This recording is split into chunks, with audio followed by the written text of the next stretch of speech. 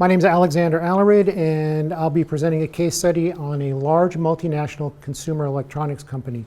Unfortunately, because of non-disclosure agreement, I won't be able to talk explicitly to the name of the company, but what I can talk about is the environment, the organization, how it was transformed, how it was catalyzed, learnings, and also some correlation to Scrum at scale.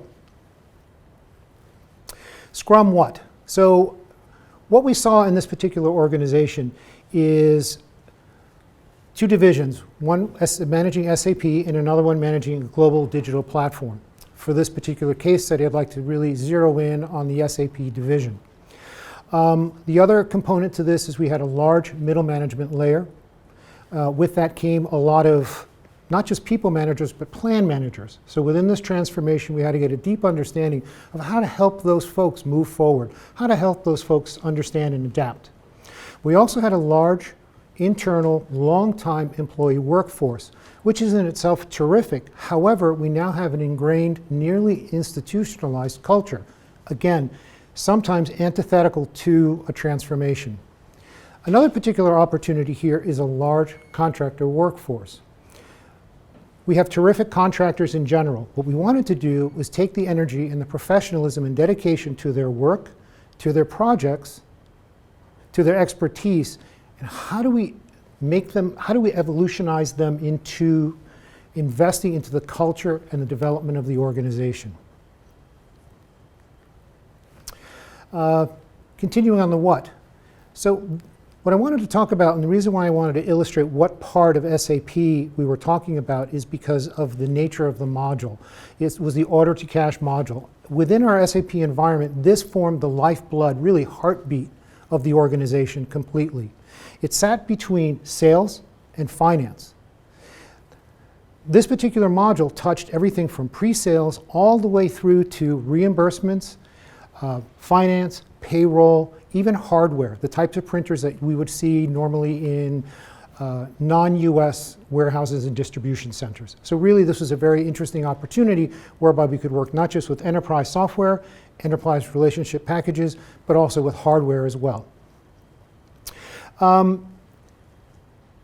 Aside from the intricacies of the evolutionary process of the transformation, the requirement really from management was simply build the right thing first, the first time.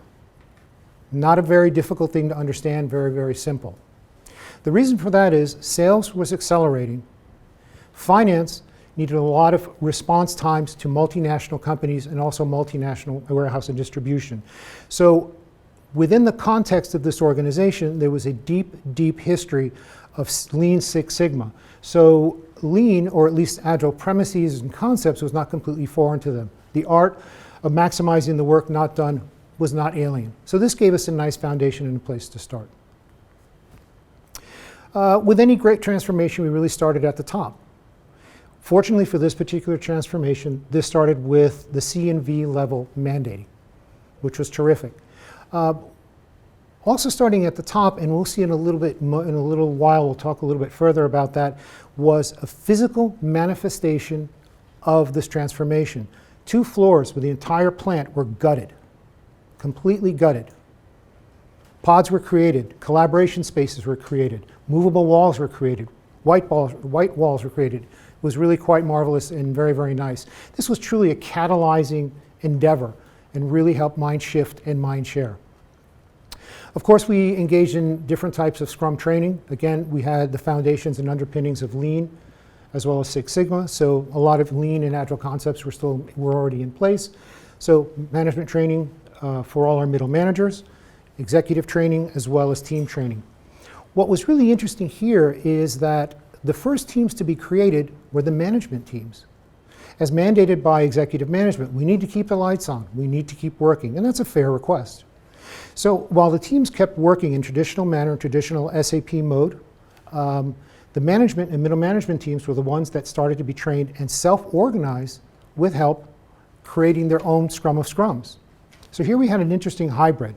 And the first action item for them within their Scrum of Scrums, within their forming their executive action team, which became a little bit of a hybrid, which I'll explain shortly, was the dissolution of component teams.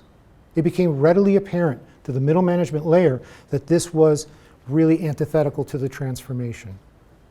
What was interesting about, and I had just mentioned, about the middle management layer and those Scrum teams is that it was really a hybrid of both an executive action team as well as a management team.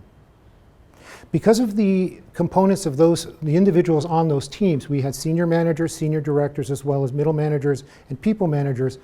A lot of the escalation points really ended with them. So it was a very unique opportunity in that regard. So let's talk about the results a little bit. This is a bit of a laundry list of things, and what's interesting here is that this transformation really had no direct application of Scrum of Scale at scale. However, within a reasonably healthy environment, we can see the manifestation, we can also see the outcomes organically growing when the principles are applied. So for example, ultimately we ended up with reducing technical debt. We were able to accelerate and improve work throughout the warehouses. Importantly, managers became agile leaders. So those folks who were people managers, plan managers, executors of policy, if you will, suddenly became agile leaders. They were terribly empowered to help the teams.